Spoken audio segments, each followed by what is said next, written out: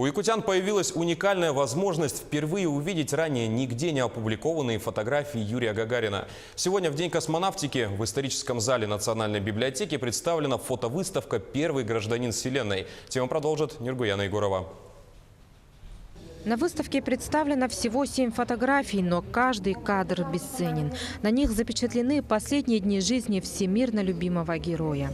24 марта в 1968 году Юрий Гагарин назначил встречу с корреспондентами журнала «Огонек» у себя дома в Звездном городке.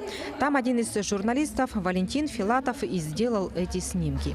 Гагарин сам попросил: «Чур, уговор, у меня гостит моя родня, сделайте на память семейное фото». В частной коллекции нашего земляка Алексея Иванова оказались прижизненные фотографии и негативы Юрия Гагарина. Примечательно, что о последнем интервью, также о существовании этих уникальных негативов неизвестно за границей, в частности, в Европе и в США.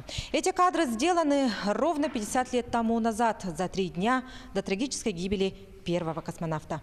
На настенных часах сегодня во время съемок ровно 11 дня. На это же время, но полвека назад была назначена последняя встреча журналистов с Гагариным. Тогда он достал новый фотоаппарат «Зенит», попросил объяснить устройство и даже сам сделал несколько снимков. Эти моменты также запечатлены корреспондентами. Уникальные фотопленки еще нигде не публиковались. Мы удивились. Поискали в интернете, там ничего не оказалось, вот таких, которые фотографии он нам принес.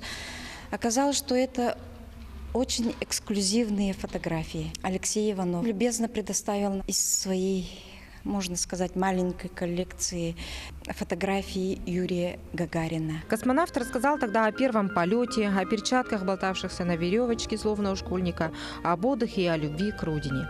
Последнее интервью также представлено на выставке. На прощание Гагарин сказал журналистам «Огонька»: «Счастливого пути, встретимся в среду». Но в среду в назначенное время в редакцию он не приехал. Остались лишь эти кадры, сделанные за 3 дня до гибели. Нургуяна Егорова, Григорий Хлопков, Якутск.